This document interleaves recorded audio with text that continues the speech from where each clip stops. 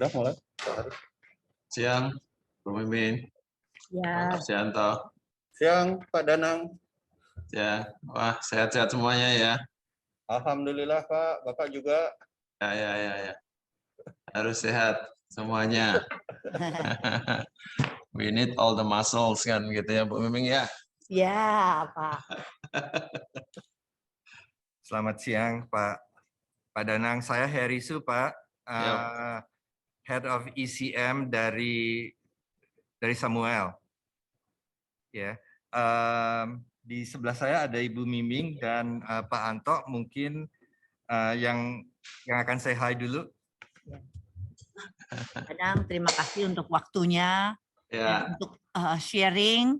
Semoga dengan pembicaraan Bapak pasar tambah gairah dalam hal torut maupun konstruksinya maupun related saham-saham yang lain seperti bahan materialnya maupun property side, Pak. Oke. Terima kasih. Nih, Andor.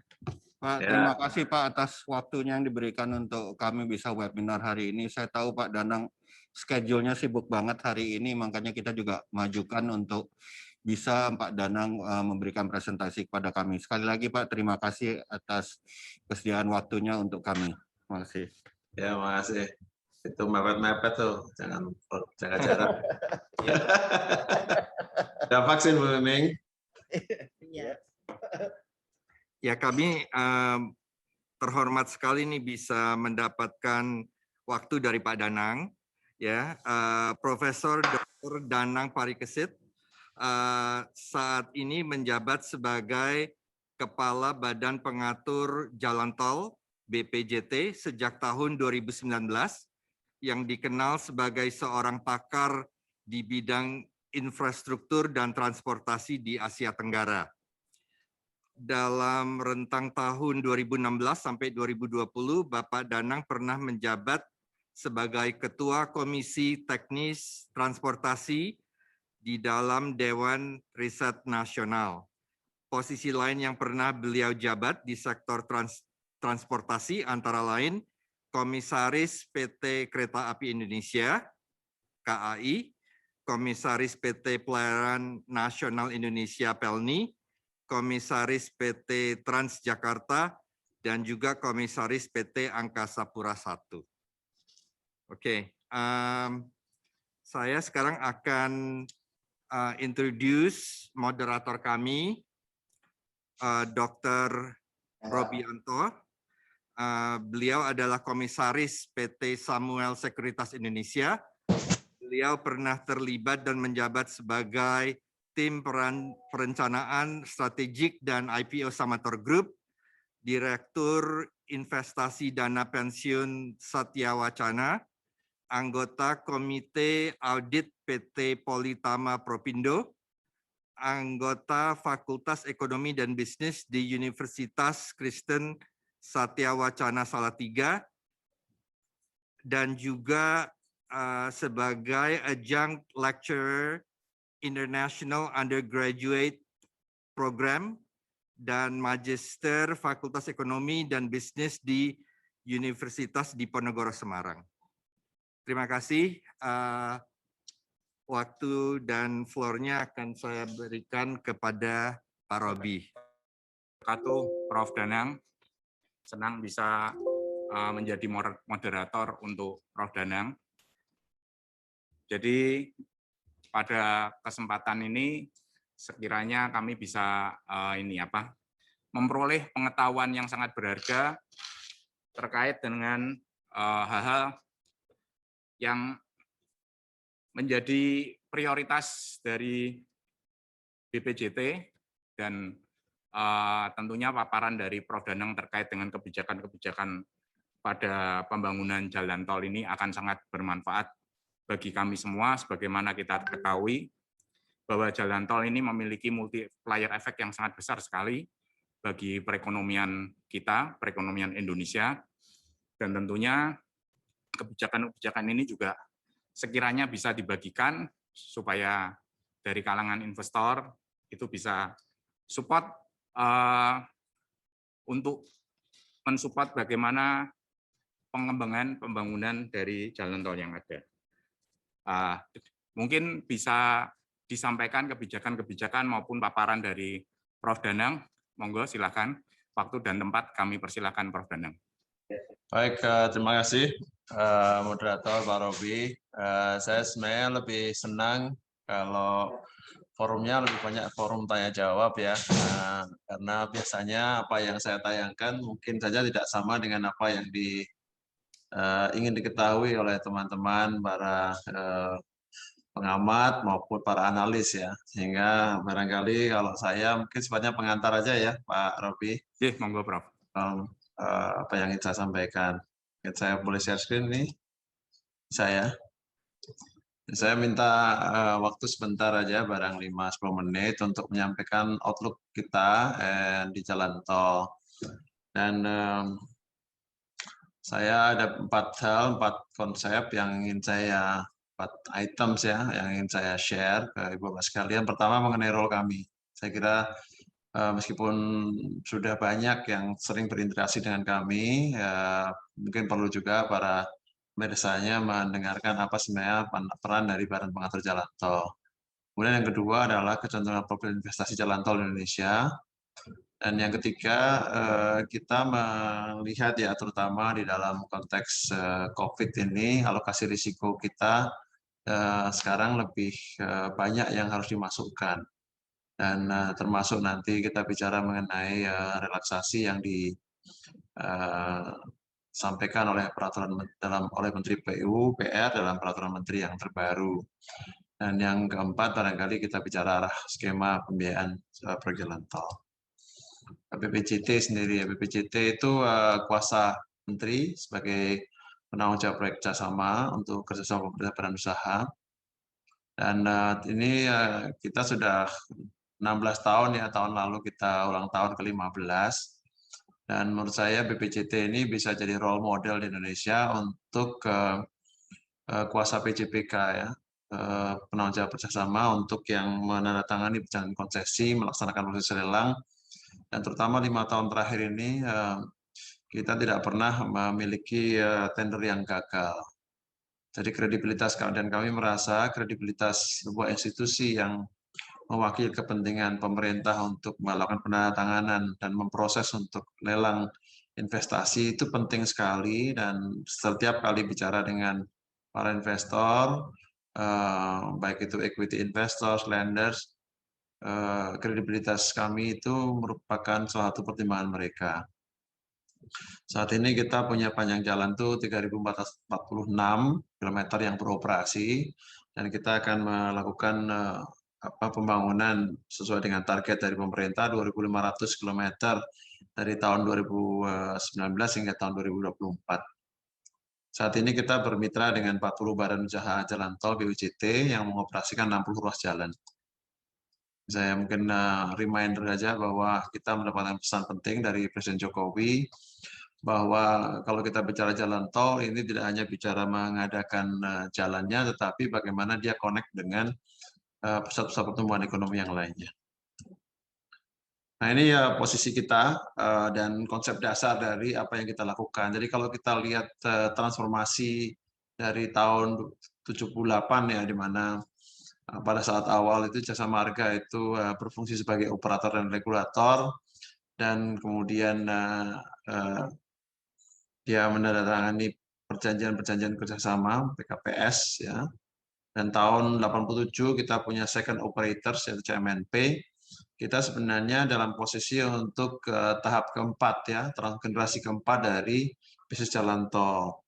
Mana kalau kita transformasi keempat ini di tahun 2019-2024 kita bicara transformasi, inovasi dan modernisasi itu menjadi tema besar. Jadi kalau ada inisiasi, kemudian periode Pak SBY itu konsolidasi, periode pertama Pak Jokowi ada akselerasi, kita hari ini bicara transformasi, inovasi, dan modernisasi. Jadi apa yang kita lakukan selama 5 tahun ini akan berdasar pada konsep ini. Bagaimana menciptakan nilai tambah terhadap jalan tol. Jadi kita bicara non-core revenue akan kita dorong terus. Kemudian kita bicara inovasi, baik teknologi, financing, risk allocations. Kemudian kita juga bicara modernisasi, termasuk di dalamnya adalah user experience dan manajemen jalan tol, di mana kalau kita bicara modernisasi, salah satu yang mungkin sudah kita tanda tangani beberapa waktu yang lalu adalah perjanjian kerjasama antara Kementerian PUPR, namanya BPJT, dengan Rotex Indonesia Toll System (RITS) untuk transaksi tol Mir-Sentuh ya, dan kemudian untuk manajemen jalan tol kita sekarang sudah memiliki beberapa sistem pengendalian yang lebih canggih, dan beberapa waktu ini kita sudah menandatangani kesepakatan perjanjian MOU dengan beberapa perguruan tinggi untuk modernisasi teknologi tol, termasuk untuk pengenalan jalan rusak, kemudian structural health and monitoring systems untuk jembatan-jembatan. Jadi kita menuju kepada yang sifatnya teknologi yang lebih canggih, dan juga pengelolaan aset infrastruktur. Nah, kalau kita bicara jaringan jalan yang ultimate ya, sampai RPJP kita, rencana pengembangan jangka panjang kita, itu kita bicara sebenarnya tidak 4.500 lebih ya, atau 4.700, tetapi kita bicara 18.000 kilometer. Jadi selama sekarang sampai tahun 2030, kita memperkirakan akan ada 18.000. Jadi setelah periode Presiden Jokowi, ini akan ada pertumbuhan infrastruktur tol yang lebih banyak lagi dibandingkan yang hari ini. Nah, kalau sekarang itu adalah 2.356 di akhir tahun 2020. Dengan tahun lalu kita punya capaian 258 km. Harapan kami tahun ini 2021 pertumbuhan panjang jalan tol itu bertambah lagi 410 km. Sekali lagi ya, kalau kita bicara jalan tol tahun ini itu 2346, berarti nanti di tahun 2020, akhir 2021 ditambah lagi menjadi tambah 410 km. Jadi lebih dari target yang kita miliki, kira-kira sekitar 2.856. Kalau target akhir 2021 adalah 2756 di sini ya, tapi kita perkirakan bisa mencapai 2.856 km. Yang ini mengejar ketertinggalan di tahun 2020. Nah, ini memang beberapa pertanyaan yang banyak muncul, dan saya sangat senang kalau ada diskusi ke sana dan ada pembahasan lebih lanjut mengenai generasi keempat ini. Generasi keempat, kita bicara non-core revenue yang lebih eksplisit, struktur finansial yang lebih baik pada project level maupun network level. Nah, network level ini juga penting karena kita sekarang itu perjanjian pengusahaan jalan tol itu perluas, tapi sebenarnya akan memiliki dampak network yang sangat signifikan. Artinya apa? Seperti misalnya, akhir tahun ini kita akan menyelesaikan jalan Jakarta Outer Ring Road 2, ya, dari Cengkareng, Kunciran, Serpong, kemudian nanti nyambung ke Cimanggis Cibitung, Cibitung Cilincing, membentuk ring yang ke Outer Ring Road yang kedua. Dan ini kita tidak bisa lagi bicara mengenai tarif itu ruas per ruas ya, kita harus bicara mengenai tarif jaringan. Sama seperti pada waktu kita menstructure tarif untuk Jakarta Cikampek Elevated, kita tidak bisa hanya bicara Jakarta Cikampek Elevated sendiri bertarif, Jakarta Cikampek sendiri bertarif, tapi mereka tarifnya adalah tarif integrasi. Kemudian kita juga pasti akan bicara soal efisiensi monitoring infrastructure, dalam hal ini multi-lane free flow. Dan yang terakhir saya kira ini sangat hangat, mungkin nanti teman-teman juga bisa bertanya soal sovereign wealth fund. Ini kita sendiri sudah ready dengan konsep ini. Apa sebenarnya respon kami terhadap kondisi munculnya sovereign wealth fund. Jadi saya kira itu mungkin saya akan hentikan dulu sampai di sini. Beberapa yang akan kita lakukan, dan mungkin nanti saya akan sharing beberapa data. Kalau memang ada pertanyaan-pertanyaan, nanti akan saya dukung dengan beberapa data yang relevan dengan apa yang kita bicarakan. Saya kira saya stop di sini dulu, Pak Moderator. Silakan kalau ada beberapa hal yang ingin diperdalam atau apa aja yang ingin dikonfirmasi, diklarifikasi, silakan. Ya, Prof. Terima kasih banyak, Prof. Danang. Jadi ini sudah ada banyak pertanyaan yang ada di Zoom ini.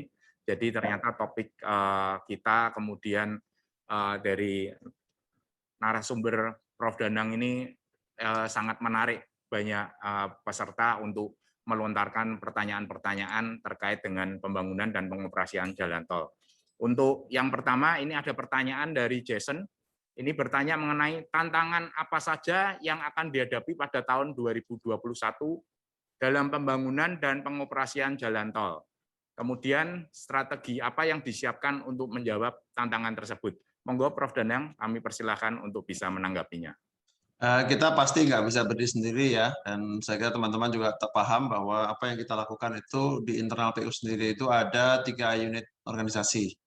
Ada Direktorat Jenderal Bina Marga yang bertanggung jawab atas teknis, dan juga ada Direktorat Jenderal Pembiayaan Infrastruktur yang sangat berperan dalam project preparation. Kami sendiri kan ada di hilir. Ya, jadi kalau kita boleh mengatakan pada saat di hulu, kita sangat concern soal prakarsa baru. Nah ini kan prakarsa baru itu kan proyek-proyek yang diinisiatif oleh swasta, dan kita sangat mengharapkan bahwa pada saat swasta itu mengajukan, mereka betul-betul prudent ya di dalam pengajuan proposal proyeknya.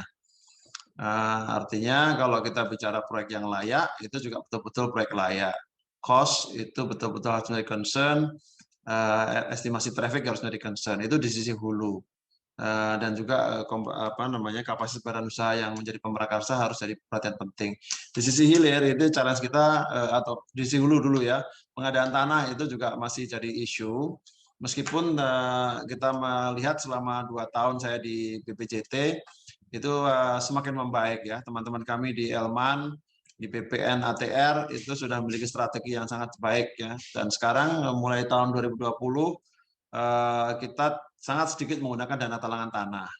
Jadi pemerintah tidak lagi pinjam ke badan usaha, tapi langsung dibayar oleh Kementerian Keuangan. Jadi ini progres yang sangat bagus. Dan tahun depan harapan kami porsi dana talangan tanah semakin lama semakin sedikit. Contoh yang paling mutakhir itu dalam 3 bulan kemarin terakhir di tahun 2020, Jogja Solo misalnya itu membelanjakan untuk pembayaran langsung ya dari Kementerian Keuangan 1,2 triliun. Jadi cepat dan menurut saya sangat difasilitasi oleh adanya peraturan Menteri Keuangan yang baru mengenai pembayaran dana pengadaan tanah. Di sisi hilir yang saya kira jadi concern kita adalah quality ya.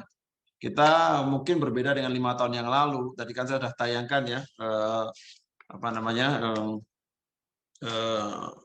5 tahun yang lalu barangkali kita masih punya 1000 kilo ya, nggak sampai lah. Tahun 2016 kita hanya punya 971 km, di mana pemantauan mutu jalan itu bisa lebih mudah dan BUJT-nya juga sedikit. Sekarang kita punya 40 BUJT dengan 2.346 km jalan operasi.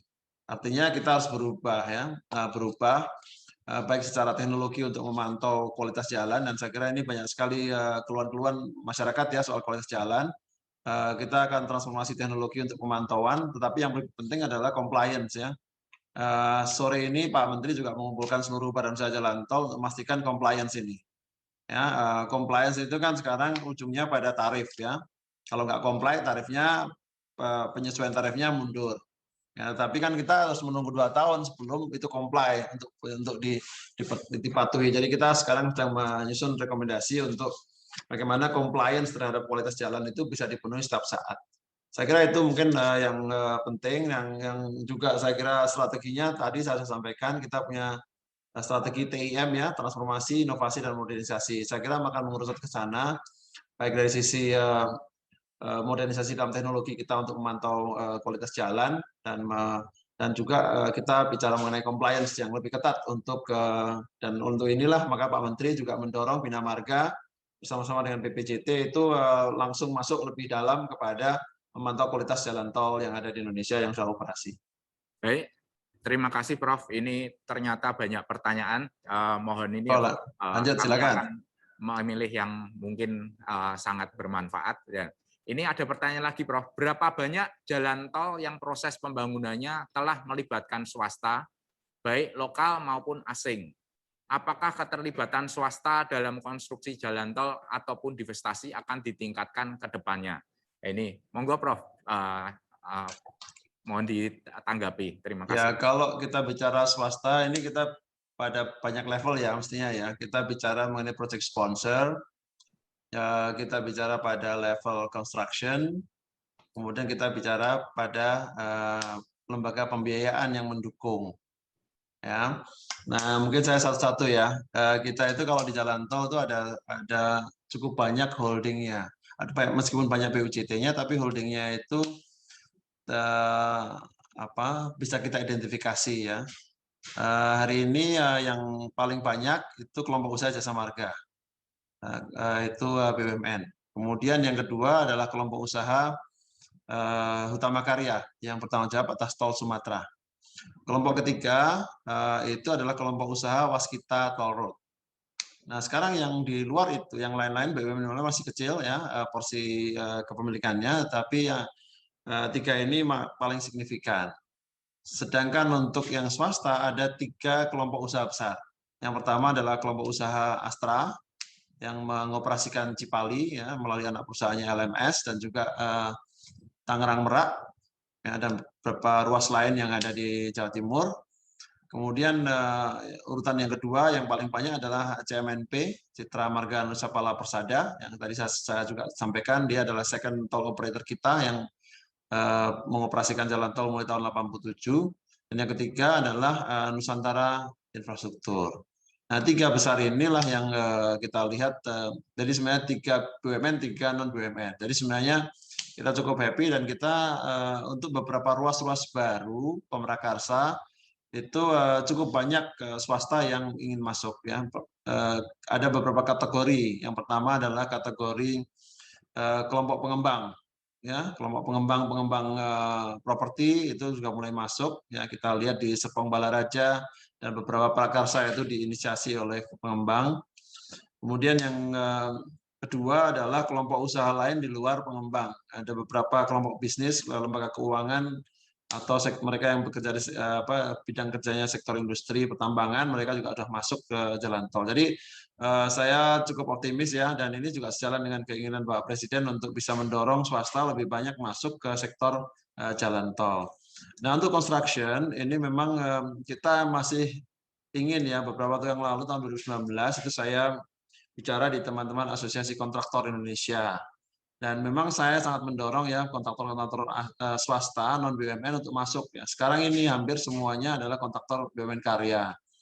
Nah, beberapa yang cukup mengemuka biasanya merupakan bagian dari anak perusahaan atau cucu perusahaan dari project sponsor tadi. Jadi kalau Astra punya Akset ya, kalau CMNP dia punya Akhir Indonesia. Jadi ada sebagian kepemilikan itu dimiliki oleh kelompok usaha besar di bidang jalan tol. Tapi kita ke depan ingin sekali mendorong swasta lebih banyak masuk. Nah, kalau lembaga keuangan sampai hari ini memang Himbara itu memiliki porsi paling banyak dari pinjaman yang ada di jalan tol kita. Nah, ini mungkin juga satu atau sejalan ya dengan apa yang menjadi pengelola aset jalan tol tersebut. Jadi kalau kita lihat 10 besar lah ya, 10 besar dari lembaga pembiayaan jalan tol itu memang Bank Himbara itu menguasai lah ya, atau mengkontribusi lebih dari 45%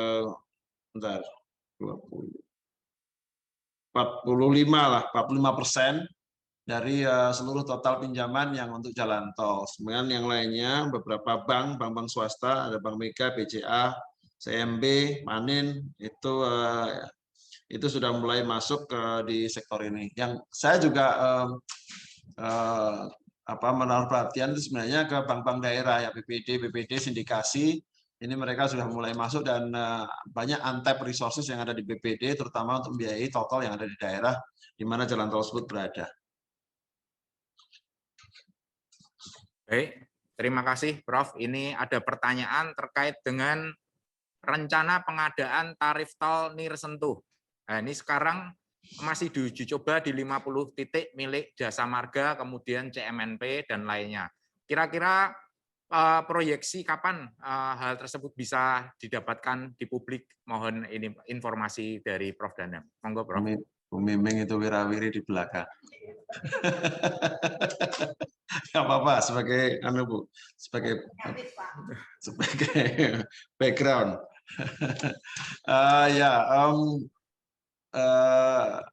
Kita sudah menandatangani perjanjian kerjasama ya dengan Rotex Indonesia Tollway System (RITS).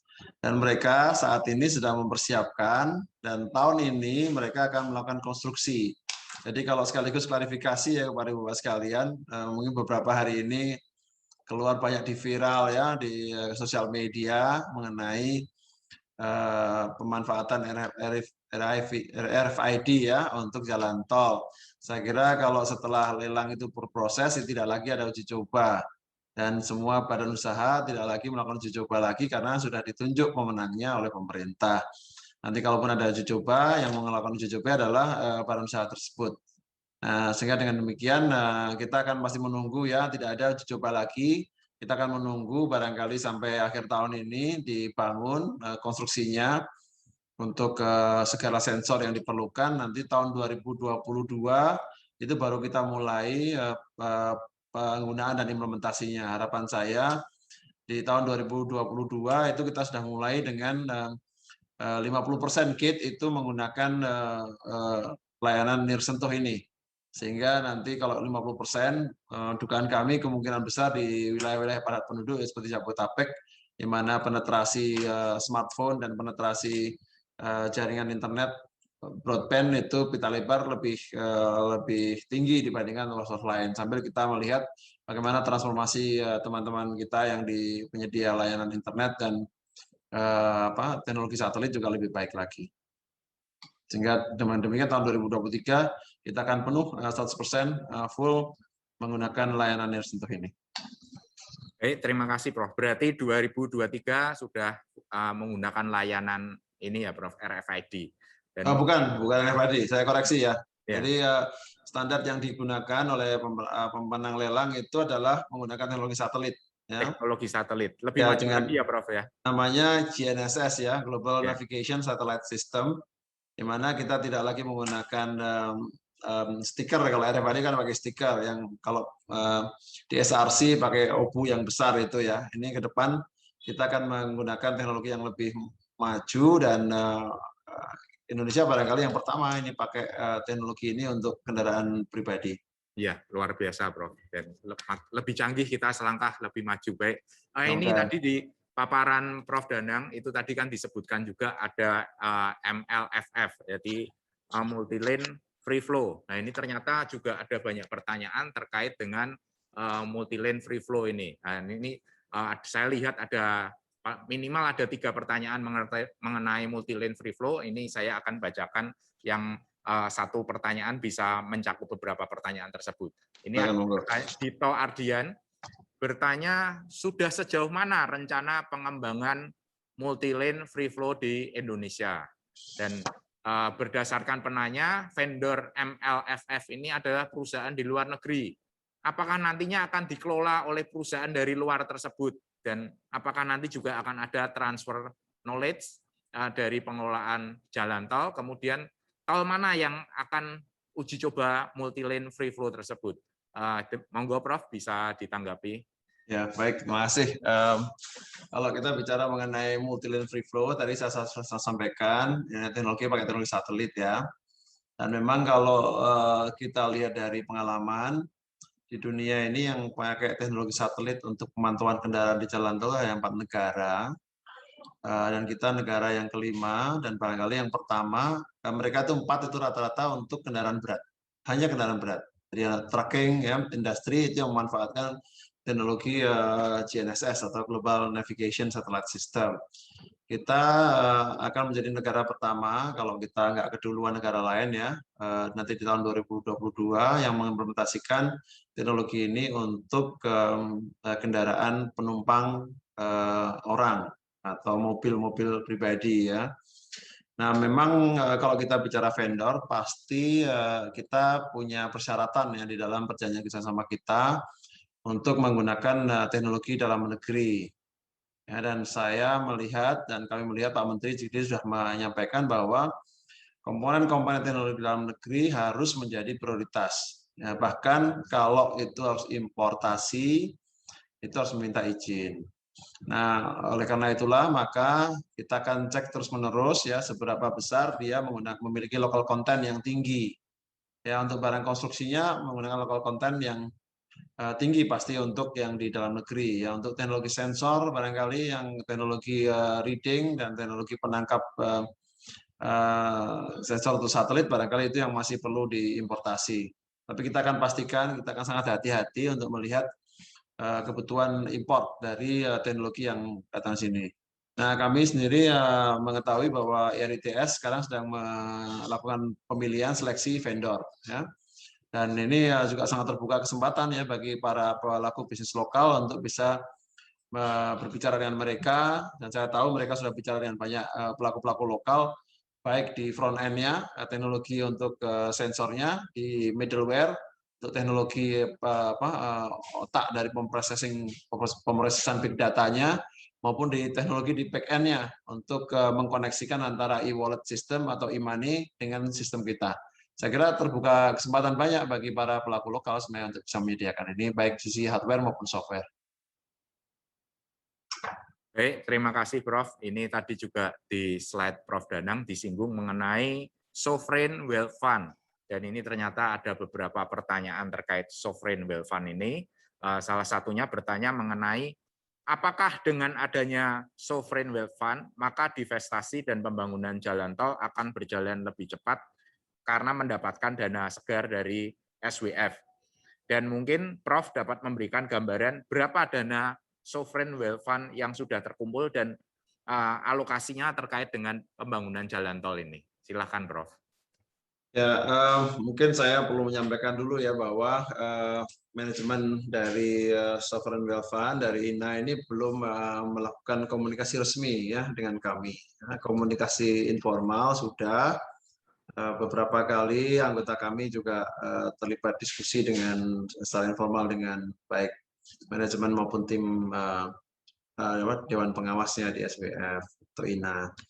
Nah, bagi kami yang paling penting adalah bahwa SWF ini akan membantu proyek-proyek brownfields kita sehingga para proyek sponsor itu secara keuangan itu dia mampu untuk bisa membangun proyek-proyek lainnya yang ada di Indonesia. Keuangan Jasa Marga, keuangan Waskita Karya, keuangan dari PP atau Wika yang atau Adikarya yang sekarang ini membantu kita untuk investasi barangkali akan lebih sehat. Mode of entry-nya itu kan sampai hari ini ya, itu mode of entry-nya adalah akuisisi ya. Akuisisi dari saham perusahaan-perusahaan tersebut sehingga perusahaan yang diakuisisi sahamnya secara keuangan dia memiliki likuiditas yang lebih baik untuk bisa melakukan pengembangan proyek yang lebih lanjut. Ini mode of entry-nya ya, saya belum tahu mode of entry yang lain yang akan digunakan ya. Nah, secara size sebenarnya kita masih sangat terbuka ya. Kalau tadi saya sampaikan 2.500 kilometer itu barangkali perakiraan kami kan butuh sekitar 300-an triliun ya.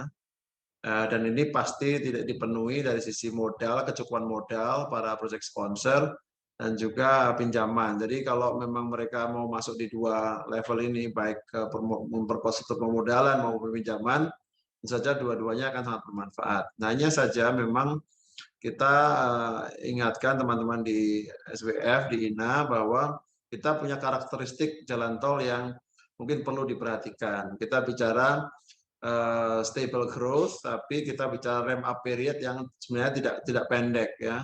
Sehingga tenor kalau pinjaman itu harus panjang. Dan kalau misalnya ada equity injections, dia barangkali perlu untuk menyiapkan diri untuk capital call karena beberapa perubahan lingkup, penugasan-penugasan baru itu membutuhkan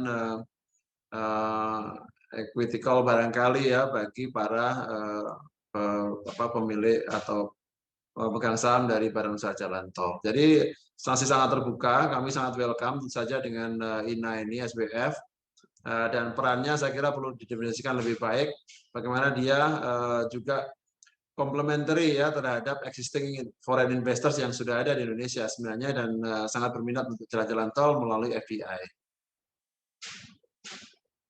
Baik, terima kasih Prof. Ini ada pertanyaan yang sangat menarik, jadi terkait dengan masa transisi pandemi atau new normal. Ini ada pertanyaan mengenai apakah ada ruas tol yang sudah mencatatkan pemulihan traffic selama masa transisi pandemi atau new normal. Jadi ini tentunya sangat menarik untuk kita ketahui. Monggo, Prof. Bentar ya. Jadi pertanyaannya, apakah ada ruas tol yang sudah mencatatkan pemulihan traffic selama masa transisi atau new normal ini? Saya gambarkan aja ini ya. Ya, monggo, Prof. Ini adalah salah satu, bisa kelihatan ya, Mas Robi? Kelihatan ya grafiknya? Ini adalah contoh, namanya KIT Kali Kangkung. Kali Kangkung itu ada di Semarang, ya. Bagian dari Trans Jawa. Yang ini memperlihatkan kita track traffic itu dari bulan Januari tahun 2020 dan sampai tanggal minggu ketiga di bulan Maret, ya. Dan ini menunjukkan beberapa major events dan major policy yang terjadi selama periode tersebut. Memang kalau kita bicara traffic yang menyelam, ya itu menurun sangat drastis, itu kita dapati antara bulan Maret hingga bulan Agustus, sebenarnya Juli Agustus ya. Nah, kita lihat, dan ini sangat berkaitan dengan PSBB ya, di Jakarta, PSBB di Jawa Barat, kemudian beberapa pelarangan atau himbauan pelarangan pada saat Lebaran, kemudian ada PSBB transisi dan seterusnya. Nah, tapi sejalan dengan terbitnya protokol Kementerian PUPR untuk pengoperasian jalan tol dan rest area, sebenarnya recovery itu sudah mulai kelihatan. Saya kira kalau kita bandingkan dengan di airports, airlines, ports, dan kereta api yang masih menetapkan pembatasan jumlah penumpang di satu kendaraan, itu memang recovery kita cenderung kuat ya. Dan kalau kita lihat pada bulan November, Desember itu secara year on year dia itu tumbuh sekitar 6%. Jadi sebenarnya, dan ini sangat sejalan konsisten dengan pertumbuhan traffic sebelumnya yang berkisar antara 6 hingga 8% dan bahkan ada yang 12%. Nah, sehingga menurut kami recovery sebenarnya sudah bisa kita peroleh di jalan tol, tetapi kita masih menyisakan downward condition ya antara bulan Maret hingga bulan Juli, yang ini menyebabkan kelayakan usaha di beberapa ruas jalan tol itu mengalami masalah yang mereka perlu sampaikan, dan sudah disampaikan juga ke Pak Menteri PU, dan sudah ada peraturan menteri yang mengatur mengenai program pemulihan keuangan bisnis di jalan tol ini yang terbitkan oleh Bapak Menteri. Baik, terima kasih Prof. Ini ada pertanyaan lagi juga dari Pak Mardi Sutanto. Selamat siang Pak Danang, menurut pengamatan kami, proses dan usaha divestasi jalan tol masih belum optimal, khususnya divestasi pada institusi jalan tol BUMN. Apakah ada kendala komersial khusus seperti determinasi valuasi perusahaan jalan tol yang mau didivestifikasi di dalam upaya menjaring minat investor swasta? Hal ini penting sehingga aset recycling plan dari institusi jalan tol BUMN bisa berjalan dengan cepat. Saya ucapkan selamat pada Bu Miming yang terus aktif menjaring minat investor. Terima kasih Pak Danang. Nah, ini kebetulan mungkin rekan Bu Miming ini. Monggo Prof Danang, silakan. Pertanyaannya ke Bu Miming itu, bukan ke saya. Ya, karena kan yang aktif di transaksi kan beliau. Tapi kalau bagi kita itu sebenarnya divestasi di proyek-proyek jalan tol itu sangat kita dorong ya. Kita dorong terutama bagi ruas-ruas jalan yang itu sudah beroperasi lebih dari 2 tahun. Nah, pemerintah sendiri kan sebenarnya sudah menerbitkan Perpres ya mengenai LCS atau hak pengelolaan terbatas untuk mendorong masuknya investor baru untuk ruas-ruas jalan tol yang belum tuntas tapi sudah beroperasi 2 tahun. Jadi ya posisi kita sama sebenarnya, kita akan dorong terus untuk divestasi. Memang kita melihat beberapa badan usaha jalan tol itu memang baru tumbuh dan risiko ini perlu kita kelola baik. Ya, terus dari yang sampaikan kan kita perlu melakukan dari sisi regulator ya, melakukan upaya-upaya de-risking dari bisnis jalan tol ini. Risiko pandemi termasuk salah satu unsur risiko baru yang muncul dari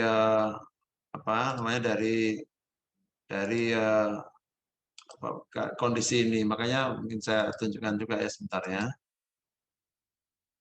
Nah, Kementerian PU ini menerbitkan peraturan menteri ya nomor 22 tahun 2020. Ya, di mana perusahaan itu berhak atas stimulus karena adanya pandemi COVID. Dan kalau dari catatan kami, sebentar ya saya lihat ya, itu ada cukup banyak perusahaan yang sudah mengajukan relaksasi ini. Lebih dari 10 badan usaha telah berkirim surat kepada kami untuk meminta insentif dari Kementerian PU berkaitan dengan kondisi COVID. Nah, ini sekarang dalam proses evaluasi. Nah, mudah-mudahan ini bisa kita selesaikan dengan demikian. Salah satu risiko penting, risiko pandemi ini betul-betul bisa kita mitigasi dengan baik. Nah, risiko yang lain yang saya kira teman-teman semua itu selalu menanyakan adalah kepastian untuk penyesuaian tarif tol. Nah, ini sekarang kita dengan arahan Bapak Menteri PU untuk membuat klaster tahun ini 49 ya ruas tol yang akan kita sesuaikan tarifnya.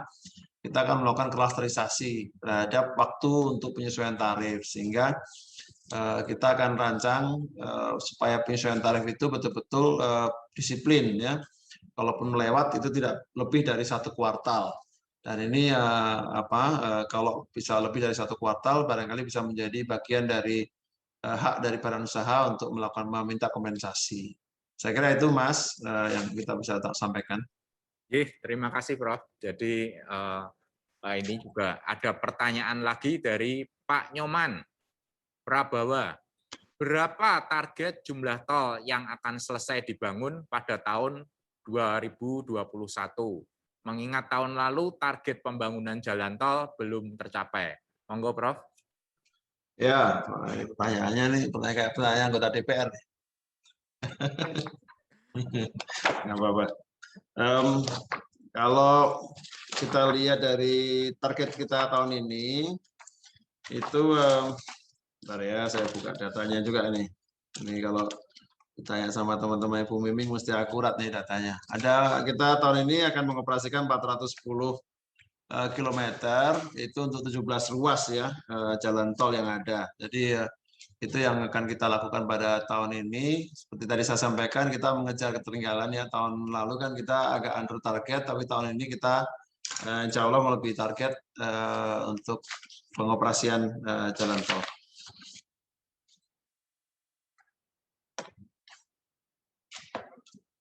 Silakan Mas.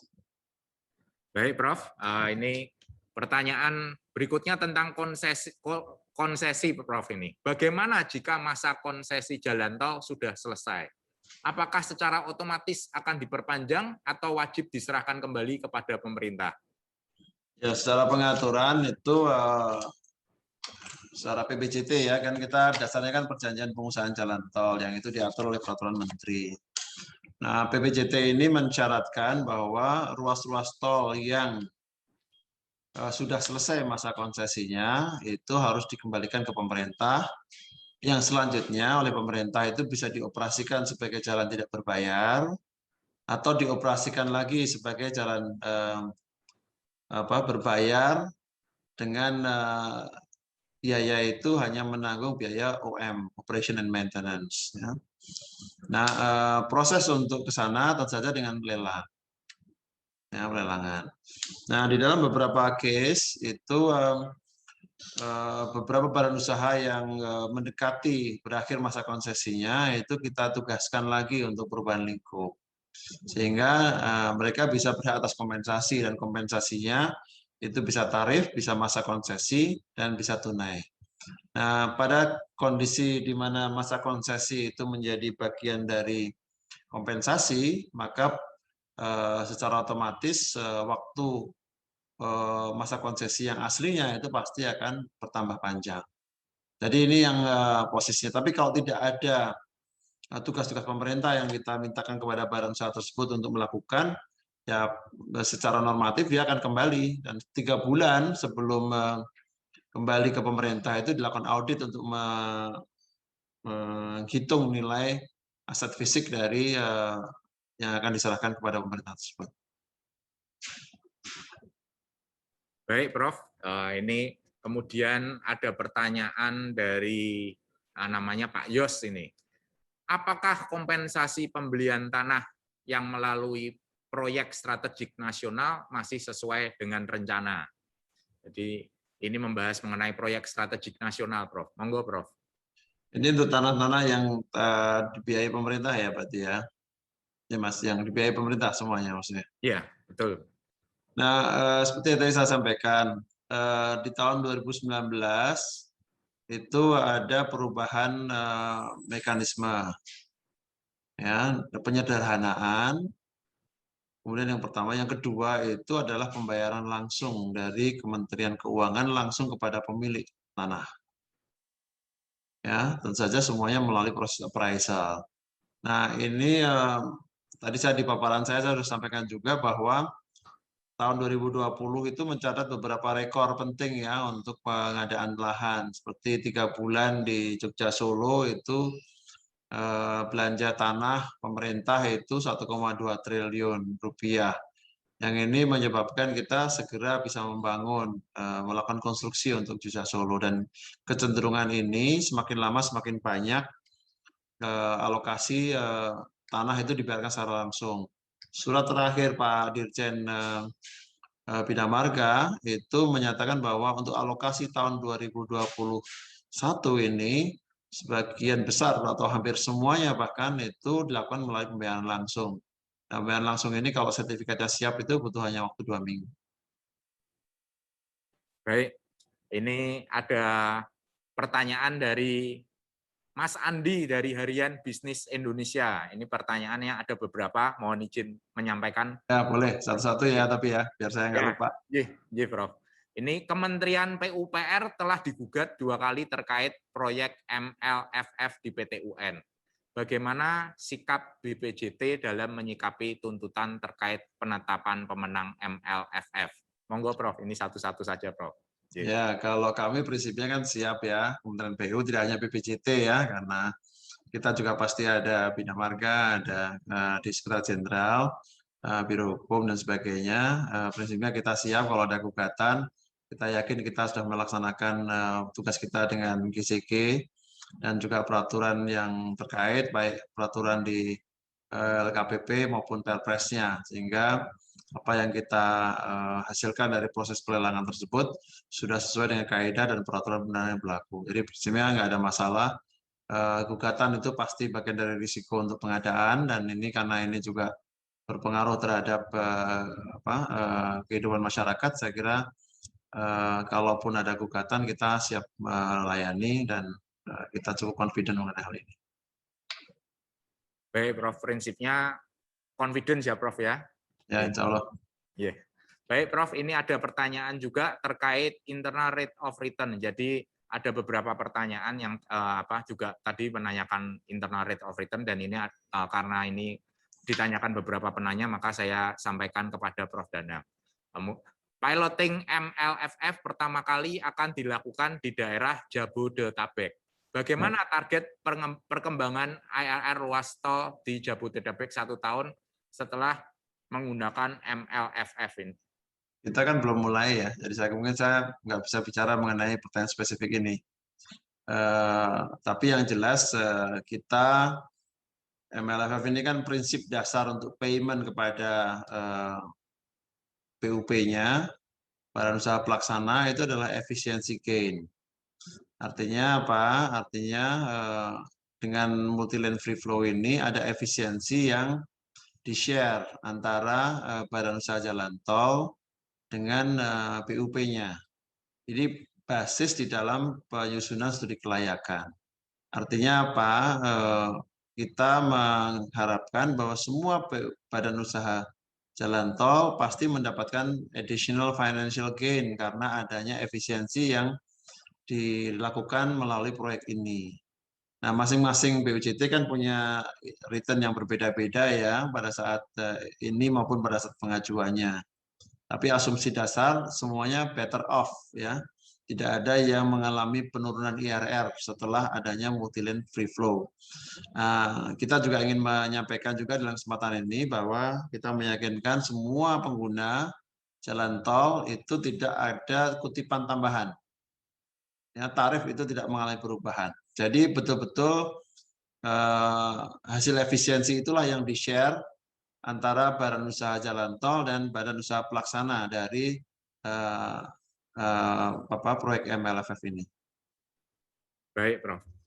Ya, ini ada pertanyaan dari Pak Dipo Nugroho mengenai bagaimana skema pembiayaan jalan tol yang lebih sustainable ke depannya dengan mempertimbangkan kapasitas setoran ekuitas dari pemegang saham BUJT semakin lama semakin terbatas dan juga munculnya banyak cash deficiency pada tol road yang masih dalam proses ramp up. Terima kasih. Monggo, Prof. Ya, kita kan pasti bicara fundamental ya. Fundamental dari proyek itu harus betul-betul kita jaga. Kalau itu proyek yang solicited projects, proyek yang diajukan pemerintah, kita memastikan bahwa selain economic internal rate of return yang bagus, kita pasti harus menjaga financial IRR yang bagus, yang itu bisa service debt-nya maupun bisa memberikan service kepada equity investornya. Itu prinsip dasarnya. Kalau proyek-proyek prakarsa itu karena prinsipnya itu adalah prakarsa dari badan usaha, maka mereka akan men-set sendiri financial IRR-nya.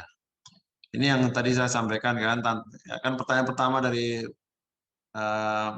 Pak Moderator kan soal tantangan ya, tantangan untuk proyek ke depan. Tantangan proyek ke depan itu salah satunya memang para pemrakarsa itu tidak boleh hanya jadi emotional investors ya.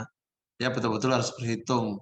Kalau dia itu memang IRR-nya marginal, atau mungkin sedikit di atas weighted average cost of capital-nya mereka, WACC, ya mereka pasti nggak akan mudah untuk mencari pembiayaan. Dan kemudian kalau nanti akan melakukan pelepasan terhadap aset konsesinya, pasti juga tidak akan mudah, karena sebagian besar mereka yang mau melakukan akuisisi, mereka kan pasti juga akan melihat IRR-nya kan. Semakin rendah IRR-nya, pasti semakin sulit untuk diambil alih oleh mitranya yang lain. Itu dari sisi proyek ya. Dari sisi kami sebenarnya kita akan tadi satu yang bicara transformasi kan penciptaan nilai tambah. Nah, Menteri PUPR ini kan sudah mendorong juga perubahan dari PP. PP mengenai jalan tol, di mana PP jalan tol yang barusan terbit itu mengakomodasi mengenai rest area dan rest area pengembangan. Harapan kita, rest area pengembangan itu memberikan nilai tambah yang lebih, value yang lebih kepada tingkat kelayakan dari jalan tol. Nah, kalau sekarang itu non-core revenue-nya itu barangkali maksimal sekitar 5%, kita punya target ya non-core revenue itu bisa naik 10 hingga 15% in the next 5 years. Nah, dengan demikian apa? Dengan demikian kita bicara bisnis tol ini semakin lama semakin sustain, karena tidak hanya tergantung pada traffic, tapi juga kita bisa mengembangkan diri untuk mendapatkan pendapatan non tarif yang lebih sustain. Yang ketiga, kalau kita bicara de-risking ya, untuk sustainability finansialnya, tadi saya sampaikan beberapa risiko-risiko yang tidak bisa dikelola oleh badan usaha diambil pemerintah melalui sistem insentif dan kompensasi. Jadi proyek juga fundamental harus bagus juga. Along the way itu pemerintah sangat mengenali perubahan-perubahan risiko bisnis. Oleh karena itu peraturan menteri dibuat untuk melakukan de-risking itu. Tapi selebihnya memang kita meminta pada badan usaha untuk juga lebih kreatif dan juga meningkatkan efisiensi dari terutama OM ya.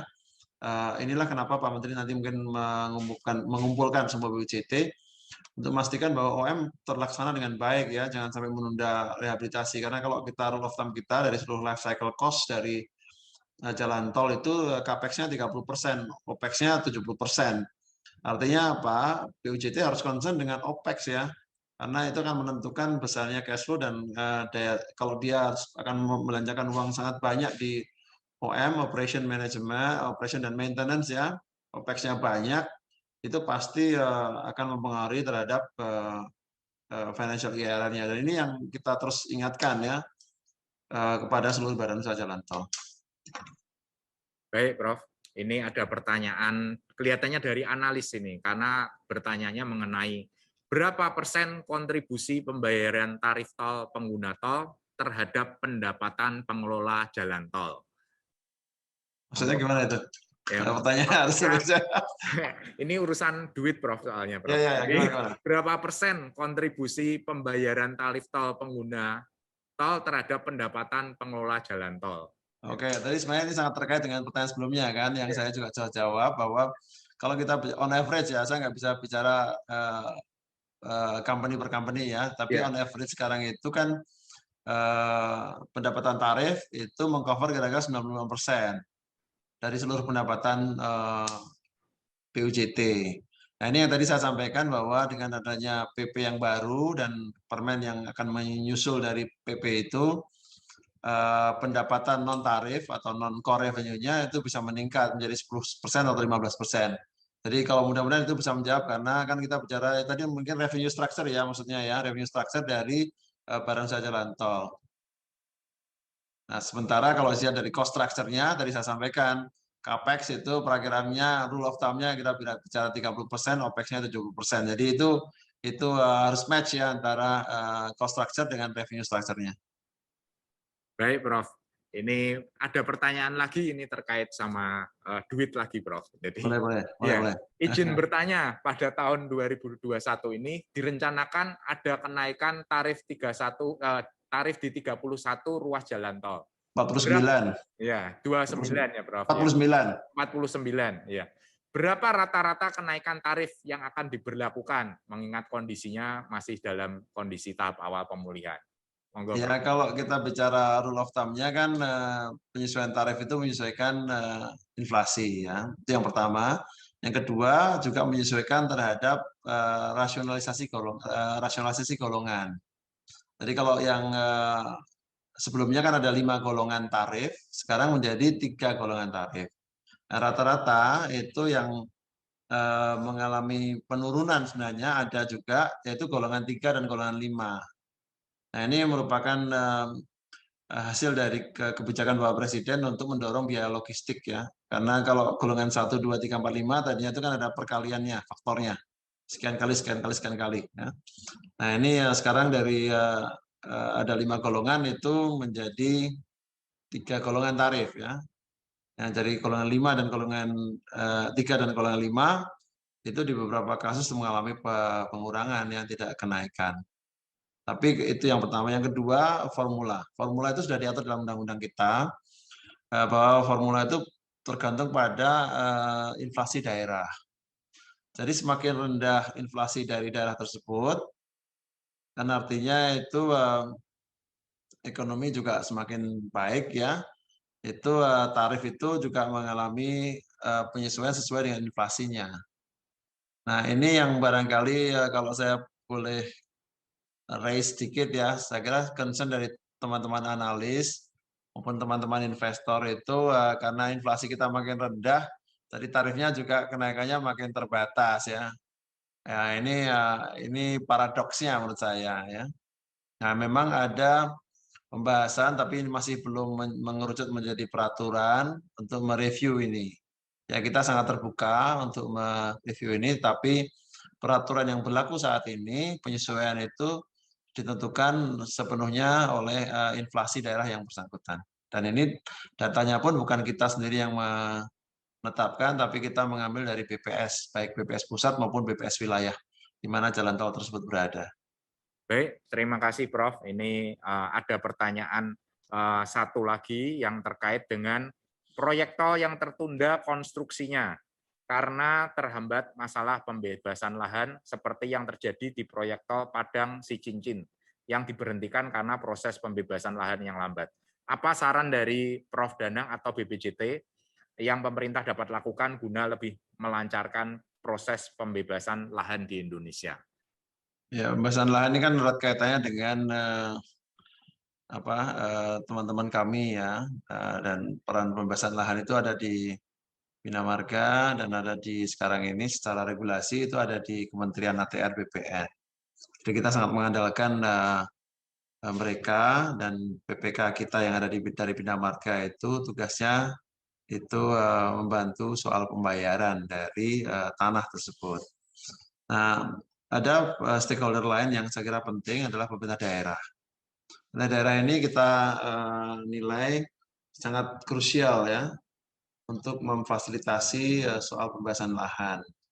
Nah, baru saja tadi pagi juga Pak Menko Marinvest, Pak Luhut selalu mengingatkan bahwa kalau kita bicara pengadaan lahan, yang di depan harusnya Pemda.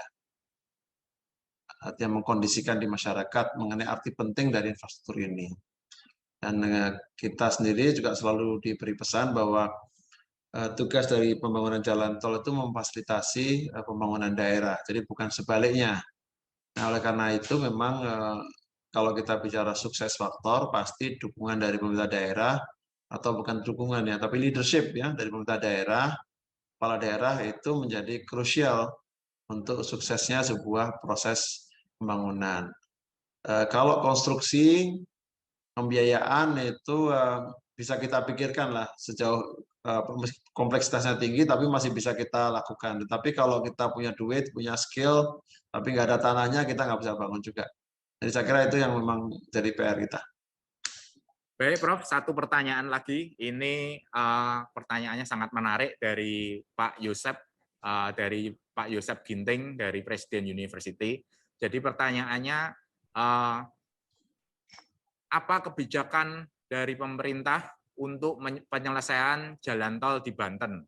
Karena di Banten ini banyak tempat-tempat wisata yang sangat bagus, dan di Banten ini juga ada airport yang dapat dioperasikan dan KEK Tanjung Lesung. Apakah memungkinkan bahwa pemerintah ini atau pengambil kebijakan memberikan diskon biaya tol paling tidak 2 tahun supaya menarik pengunjung, kemudian bisa memajukan kawasan Banten tersebut? Monggo, Prof. Dari siapa ini tadi, Pak? Ini dari Pak Yosep. Pak Yosep, Presiden University. Ini ada sponsornya ini. Sponsornya pengembang kawasan Tanjung Lesung ya. Nggak apa-apa juga. Monggo, Ya, Prof. begini Pak, kalau kita bicara diskon kan pertanyaannya siapa yang akan bearing the cost? Ya kan kita orang komersial semua lah di sini ya, jadi saya sangat paham. Jadi somebody has to pay.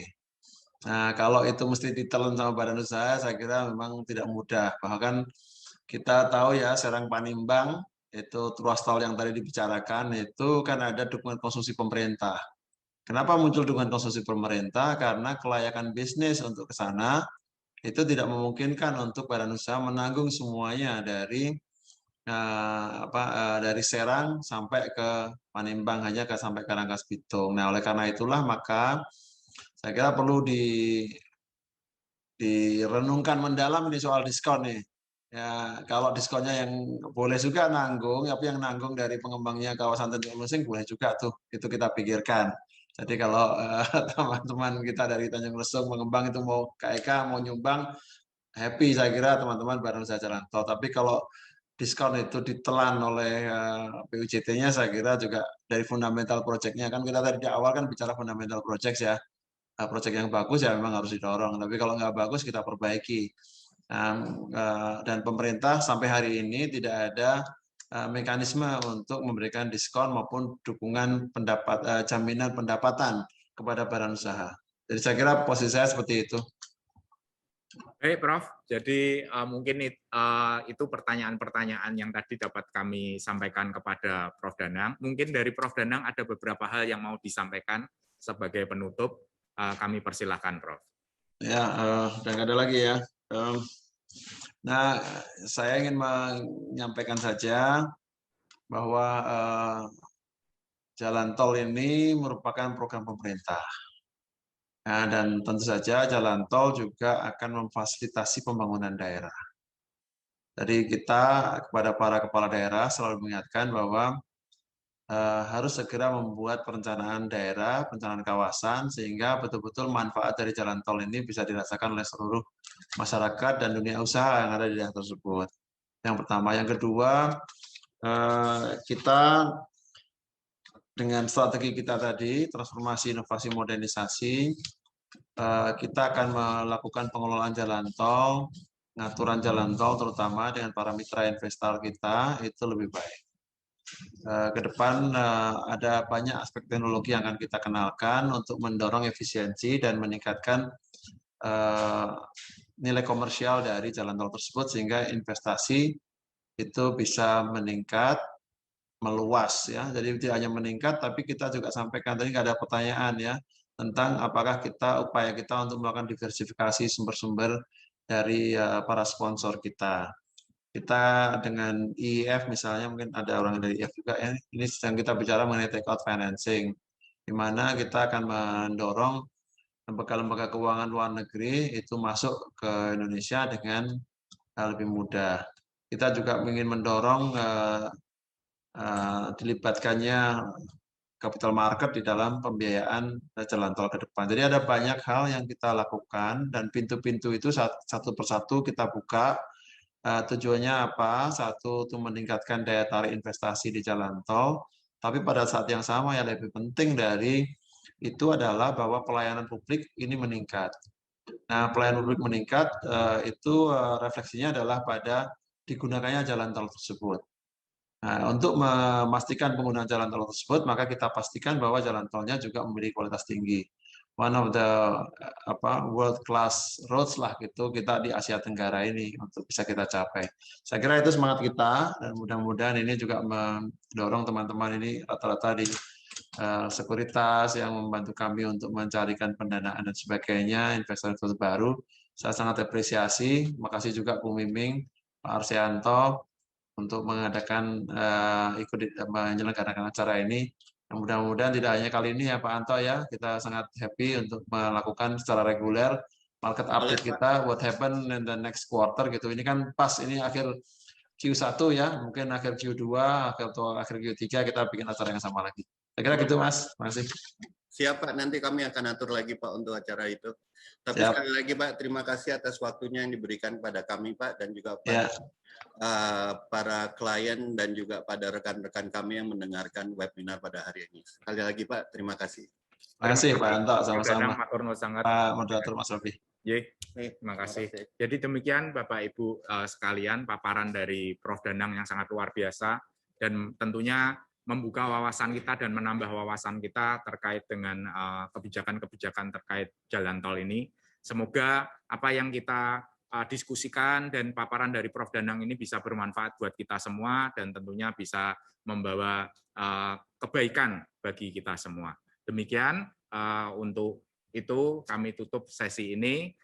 Kita tutup dengan wassalamualaikum warahmatullahi wabarakatuh. Matur nuwun sangat. Selamat. Pak Rofi, terima kasih. Terima kasih.